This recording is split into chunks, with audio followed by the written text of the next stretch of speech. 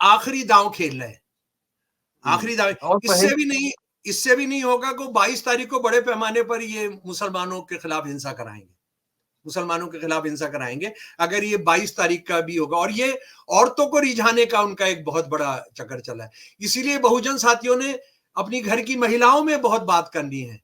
मोदी जी से किसी अखबार वाले ने नहीं पूछा कि जनाब 22 तारीख को ये शबरियां क्यों नहीं आ रही हैं वहां पर, ये दलित क्यों नहीं आ रहे हैं वहां पर, बहुजन क्यों नहीं आ रहे हैं, ये ट्राइबल क्यों नहीं आ रहे हैं।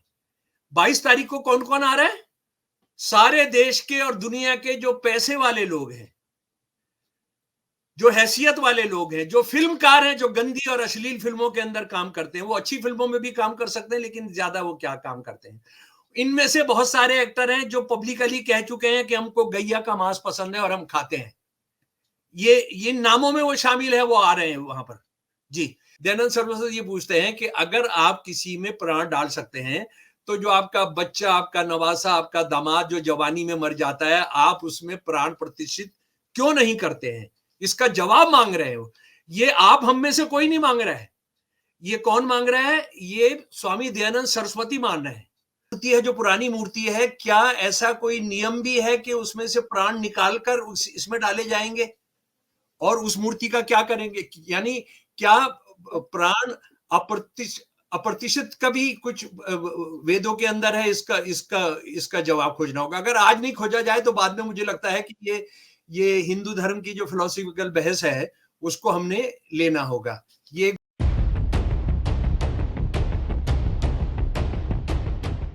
तमाम विवादों के बीच 22 जनवरी को राम मंदिर का उद्घाटन होने वाला अयोध्या में। राम की मूर्ति में प्राण प्रतिष्ठा की जाएगी। शंकराचार्यों ने विरोध किया है, मंदिर आधा अधूरा है। विपक्षी दलों ने जाने से बहिष्कार किया है कि धर्म के इर्द गिर्द राजनीति हो रही है।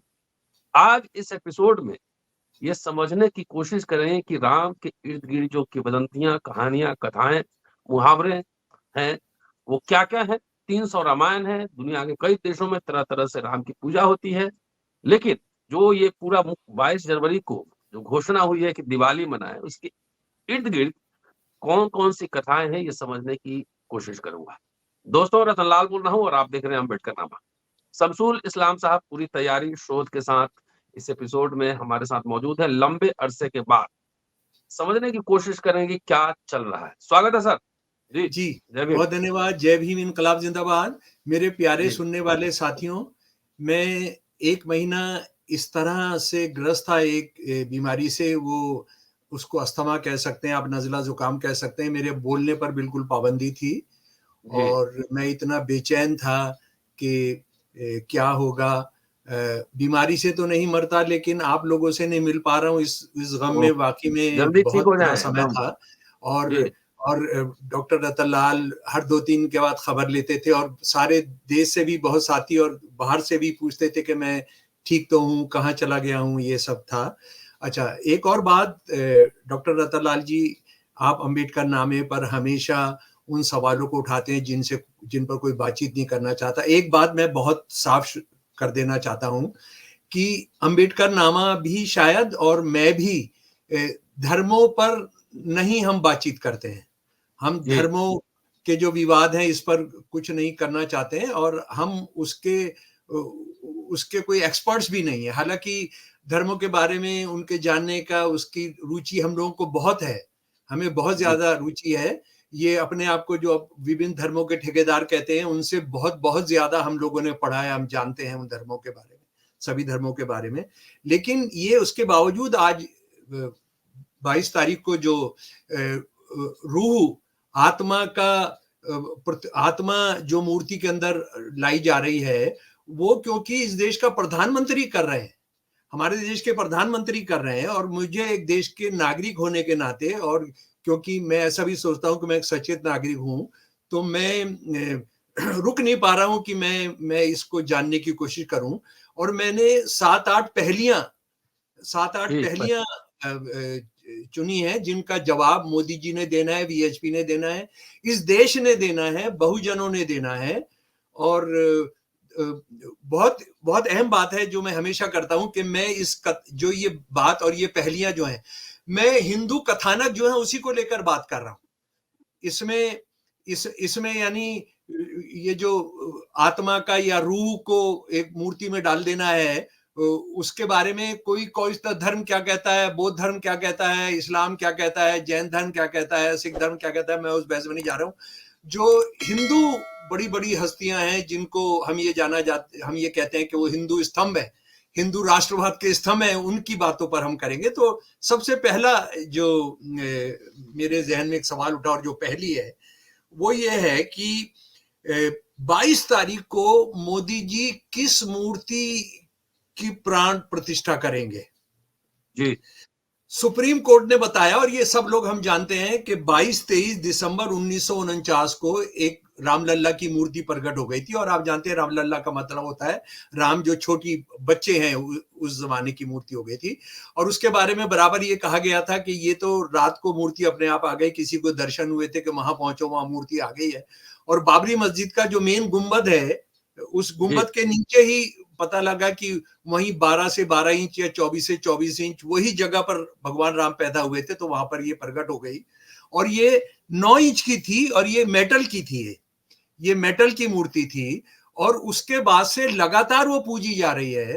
वो लगातार कहते हैं कि शायद 19-20 को उसको पूजना रोका जाएगा, नहीं तो वो 22 तारीख तक भी पूजी जाएगी।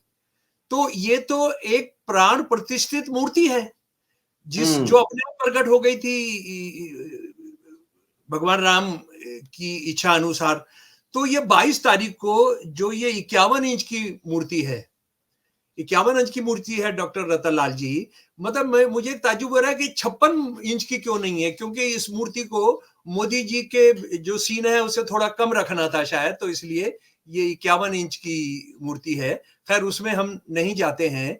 ये 51 इंच की मूर्ति जो है उसमें आत्मा डाली जाएगी और ये करेंगे हमारे प्रधानमंत्री करेंगे। मेरी जहां तक जानकारी है, अभी 15 मिनट पहले तक इसके अंदर कोई बदलाव नहीं हुआ है। प्रधानमंत्री करेंगे और उसके लिए जो गाइड करेंगे वो गाइड करेंगे एक दीक्षित साहब, एक बड़े मशहूर पंडित हैं, और 21 सारे देश से ब्राह्मण बुलाए गए हैं जो वैदिक मंत्रों के अंदर, उसके उच्चारण के अंदर वो माहिर है। तो ये वैदिक रीति से हो रहा है। और लेकिन ये सवाल बताया जाना चाहिए कि ये जो मूर्ति है, जो पुरानी मूर्ति है, क्या ऐसा कोई नियम भी है कि उसमें से प्राण निकालकर इसमें डाले जाएंगे और उस मूर्ति का क्या करेंगे? यानी क्या प्राण अप्रतिष्ठित का भी कुछ वेदों के अंदर है? इसका जवाब खोजना होगा। अगर आज नहीं खोजा जाए तो बाद में मुझे लगता है कि ये हिंदू धर्म की जो फिलोसॉफिकल बहस है उसको हमने लेना होगा। ये एक बहुत बुनियादी सवाल है कि पुराने वाले मूर्ति का क्या होगा और उसमें जो आत्मा है उसका क्या होगा। और ये सवाल दिग्विजय सिंह उठा रहे हैं। दिग्विजय सिंह उठा रहे हैं कि बताइए वो मूर्ति का क्या होगा, कहाँ जाएगी, और क्या एक ही जगह पर 2 प्राण प्रतिष्ठित मूर्तियां होंगी वहां। उसके बाद दूसरी बात यह है कि जैसा मैंने पहले बताया था कि हम हिंदू धर्म के ही जो बड़े बड़े व्याख्याता हैं, जो बड़े बड़े उसके रिसर्चर हैं, जो बड़े बड़े उसके स्तंभ हैं, जैसे स्वामी दयानंद सरस्वती को आरएसएस वाले, वीएचपी वाले, मोदी तीनों ये कहते हैं कि हिंदू राष्ट्रवाद और हिंदू राष्ट्र के जो 3 स्तंभ हैं उसमें एक है विवेकानंद, एक है स्वामी दयानंद सरस्वती, एक है सावरकर। अब ये दयानंद सरस्वती जी ने क्या कहा इसके बारे में जरा इसको हमको जानना बहुत ज्यादा जरूरी है। देखिए एक बात जो स्वामी दयानंद सरस्वती ने, मैं आप सारे बहुजन साथियों को निवेदन करता हूं, मैं हमेशा आपसे गुजारिश करता हूं कि आप लोग फंडामेंटलिस्ट बनिए। फंडामेंटलिस्ट का मतलब यह है कि आप मूलवादी बनिए, आप बुनियादी दस्तावेज पढ़िए। मैं आपसे निवेदन करूंगा कि आप सत्यार्थ प्रकाश, जो लगभग देश की हर भाषा में आप डाउनलोड कर सकते हो, उसको पढ़िए और उसका कम से कम चैप्टर 11 जो है वो जरूर पढ़ें आप। चैप्टर 11 सत्यार्थ प्रकाश का, ये आपको आराम से मिल सकता है। ये किताब आप फ्री डाउनलोड कर सकते हैं और इसका ये चैप्टर 11 है। ये चैप्टर 11 का पूरा इस बात पर है कि क्या मूर्ति पूजा वेदों के हिसाब से ठीक है। वो कहते हैं कि ये बिल्कुल ठीक नहीं है। Idol worship is fraud. Idol worship, ये शमसुल इस्लाम नहीं कह रहा है, ये कोई बहुजन नहीं कह रहा है, ये कोई बुद्धिस्ट नहीं कह रहा है, ये कोई मुसलमान नहीं कह रहा है, सिख नहीं कह रहा है, ये कौन कह रहा है? जिसको आरएसएस वाले जिसको कहते हैं कि वो स्तंभ है हिंदू राष्ट्र और हिंदू धर्म के, ये उनकी किताब सत्यार प्रकाश जो आर्य समाज की बाइबल मानी जाती है, उसमें लिखा गया है। और सुनिए, वो एक दो बहुत बुनियादी सवाल उठा रहे हैं, ये कम से कम 50 पेज इसी को डील करते हैं वो चैप्टर 11 के अंदर। वो ये कह रहे हैं, जब परमेश्वर सर्वतर व्यापक है तो किसी एक वस्तु में परमेश्वर की भावना करना अन्यथा न करना ये ऐसी बात है कि जैसे चक्रवर्ती राजा को सब राज्य को सत्ता से छुड़ा के एक छोटी सी झोपड़ी का स्वामी मानना, ये कितना बड़ा अपमान है भगवान का। वैसे तुम परमेश्वर की भी अपमान करते हो, जब व्यापक मानते हो तो वाटिका में पुष्प पत्र तोड़ के क्यों चढ़ाते हो? यानी वो ये कह रहे हैं कि तुम थोड़ी सी जगह पर भगवान को क्यों बंद कर दे रहे हो? वो तो कण कण के अंदर है, वो कण कण के अंदर है, सब जगह मौजूद है। और तुम कौन होते हो उनकी आत्मा को ले आने वाले? यानी आप उनसे भी बड़े हो गए, आप उनकी आत्मा को लेकर आएंगे। उसके बाद वो एक और सवाल कर रहे हैं, जो मंत्र को पढ़कर आह्वान करने से देवता क्या प्राण आ जाता है, तो मूर्ति में चेतना क्यों नहीं आ जाती है? और विसर्जन करने से चली जाती है तो वो कहां से आती है और कहां चली जाती है? और उसके बाद एक बहुत कॉमन सेंस का सवाल कर रहे हैं दयानंद सरस्वती ये पूछते हैं कि अगर आप किसी में प्राण डाल सकते हैं तो जो आपका बच्चा, आपका नवासा, आपका दामाद जो जवानी में मर जाता है, आप उसमें प्राण प्रतिष्ठित क्यों नहीं करते हैं? इसका जवाब मांग रहे हो। ये आप हम में से कोई नहीं मांग रहा है, ये कौन मांग रहा है? ये स्वामी दयानंद सरस्वती मान रहे हैं। और वो ये कह रहे हैं कि ये मंदिर बनाकर मूर्तियों को पूजा करने का जो काम वो करते हैं, जिन्होंने पाखंड के जरिए पैसा जमा करना होता है। मैं आपसे बता रहा हूं कि आपने ये 11वां चैप्टर जरूर पढ़ना चाहिए मेरे प्यारे दोस्तों, और कोई भी उस पर बात करना चाहे तो मैं बात करने के लिए तैयार हूं। और उसके अलावा वो लगभग 20 कारण गिनवाते हैं, 20 कारण गिनवाते हैं, ये कैसे वेद विरोधी है, ये कैसे इंसानियत विरोधी है, और पर्यावरण को लेकर कितना बुनियादी सवाल उठाते हैं। वो ये कहते हैं कि आप हजारों मन फूल वहां पर चढ़ा देते हैं, वहां लाखों दिए जलाए जा रहे हैं, क्या क्या हो रहा है उसमें, तेल जल रहा है, ये सब हो रहा है।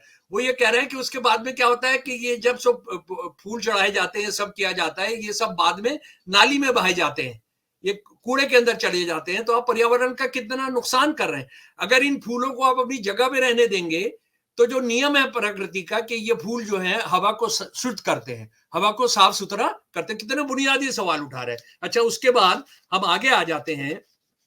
ये एक ये कहा जा रहा है कि ये मोदी जी ने ही कहा है कि 22 तारीख को दिवाली मनाओ, 22 तारीख को दिवाली मनाओ। अब जरा सोचिए, सारा देश, सारा इतिहास तो ये जानता है कि जिस दिन अयोध्या लौटे थे रावण को हराकर, मैं हिंदुत्ववादी जो कथानक है, हिंदू जो कथानक है, उसी को मान रहा हूं, हम दूसरे किसी कथानक को मानकर नहीं चल रहे।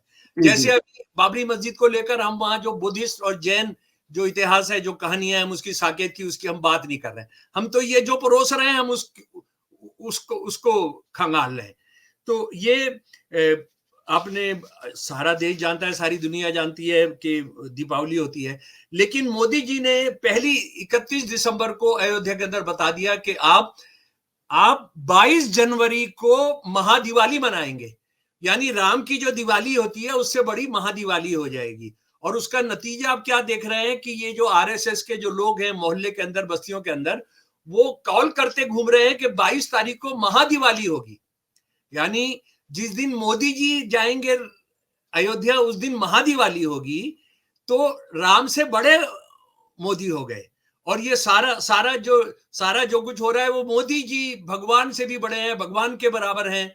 वो देश तो कभी उनको, देश से तो कभी बड़े हो चुके, भाजपा से तो कभी बड़े हो चुके, ये सब सोचने का है। उसके बाद एक और बहुत शर्मनाक बात है, एक पहली है जिसका जवाब चाहिए, क्योंकि अभी 4-5 दिन पहले ट्राइबल दिवस था, आदिवासी दिवस था, तो मोदी जी ने शबरी की बहुत बातचीत की कि शबरी देखिए किस तरह से उनके बेर खाए थे राम जी ने। लेकिन मोदी जी से किसी अखबार वाले ने नहीं पूछा कि जनाब 22 तारीख को ये शबरियां क्यों नहीं आ रही हैं वहां पर, ये दलित क्यों नहीं आ रहे हैं वहां पर, बहुजन क्यों नहीं आ रहे हैं, ये ट्राइबल क्यों नहीं आ रहे हैं। 22 तारीख को कौन कौन आ रहा है?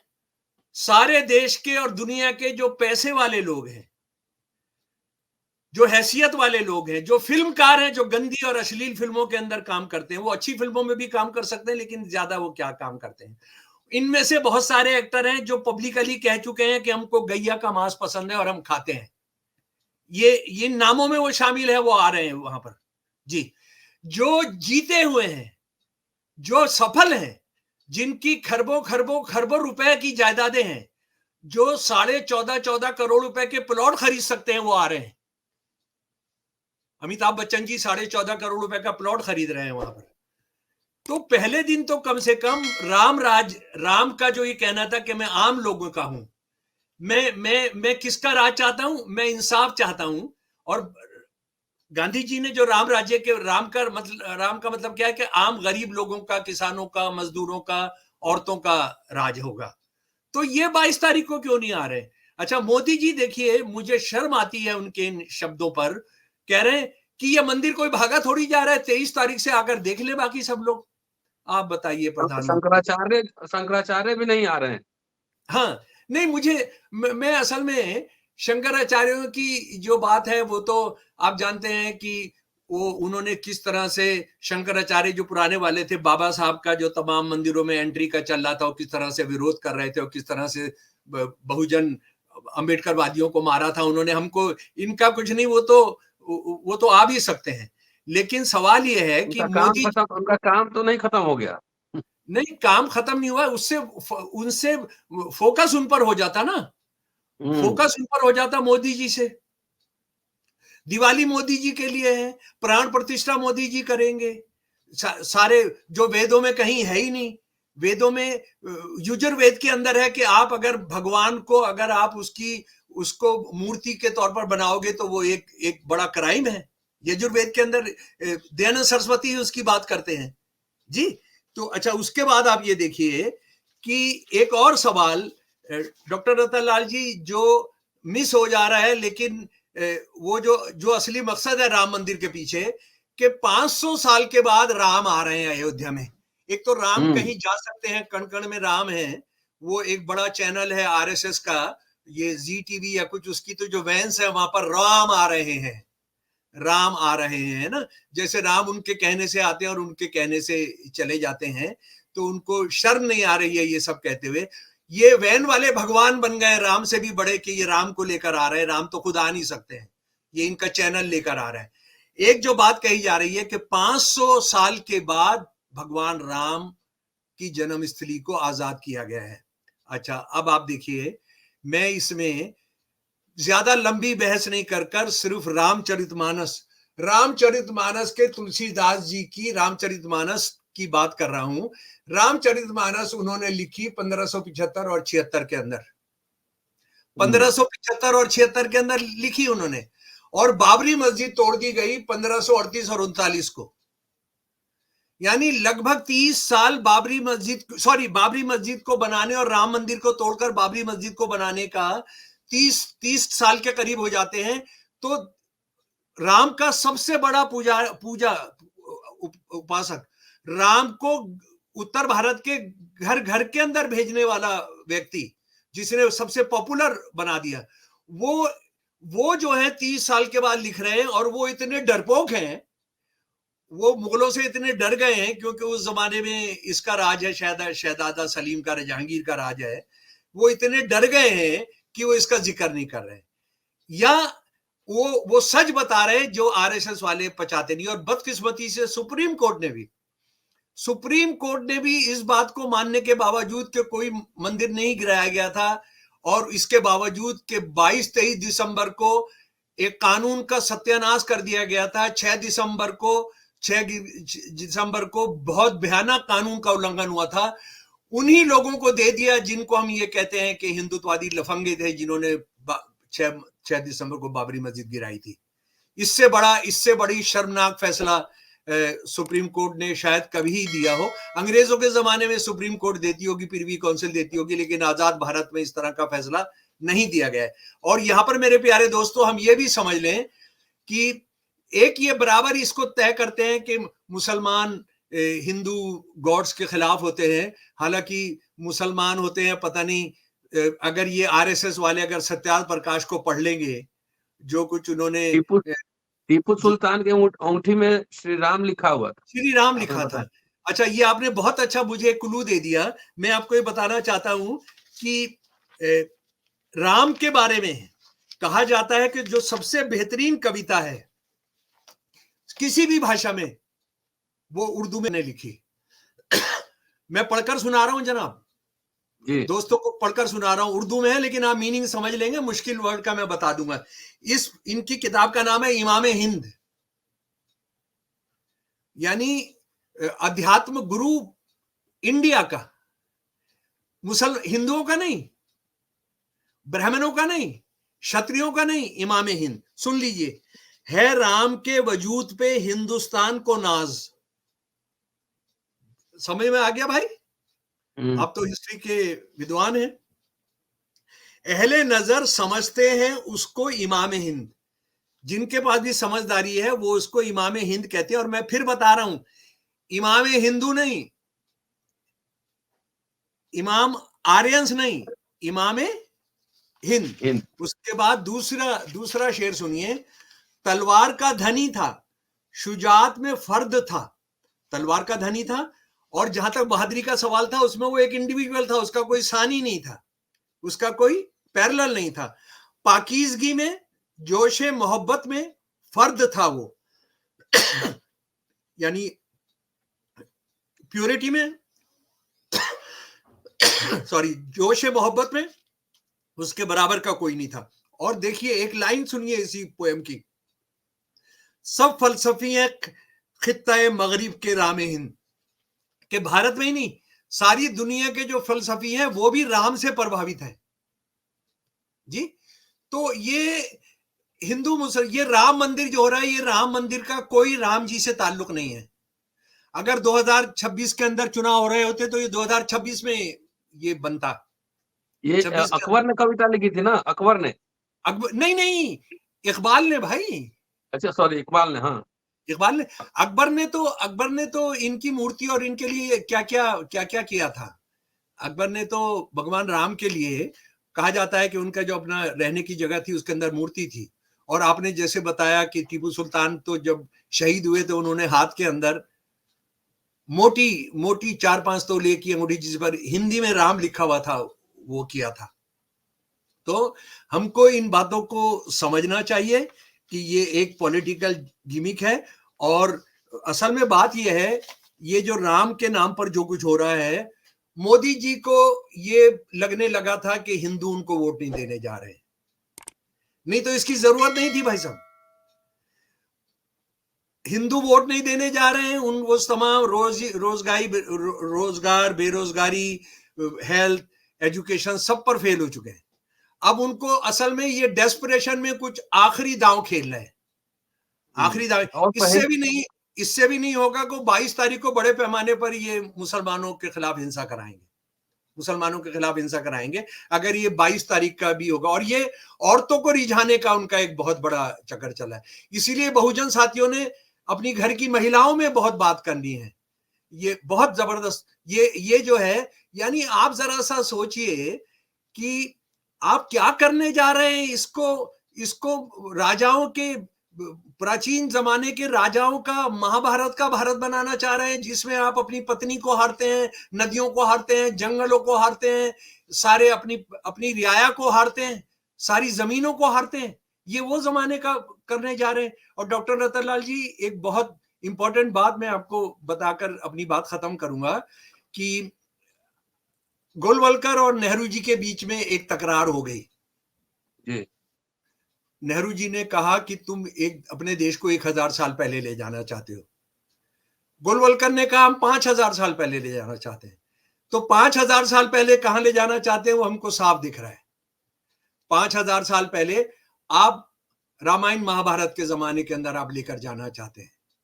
रामायण महाभारत एक आदर्श के तौर पर हो सकता है, लेकिन आप उस युग को वापिस ले जाना चाहते हैं।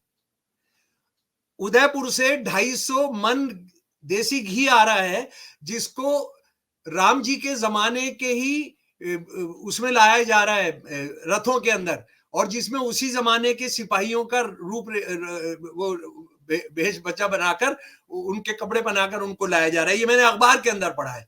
तो आप कहां जाना चाहते हैं, आप क्या करना चाहते हैं? और ये प्राण डालने का जहां तक सवाल है, तो मैं तो आपसे ये कहता हूं ना कि हम जो है, ये जो चीनी सिपाही जो हमारे देश का सत्यानाश कर रहे हैं, उनकी प्राण निकालकर अपनी मर्जी के प्राण वहां डाल दें तो ये सारा मसला हल हो जाएगा, जो हजारों एकड़ जमीन कब्जा की हुई है इन्होंने। तो देश आगे जाएगा, बाबा साहब के रास्ते पर जाएगा, न्याय, आजादी, बराबरी के और जस्टिस के रास्ते पर जाएगा, या ये 5000 समय पहले जाएगा, ये इस देश ने तय करना है।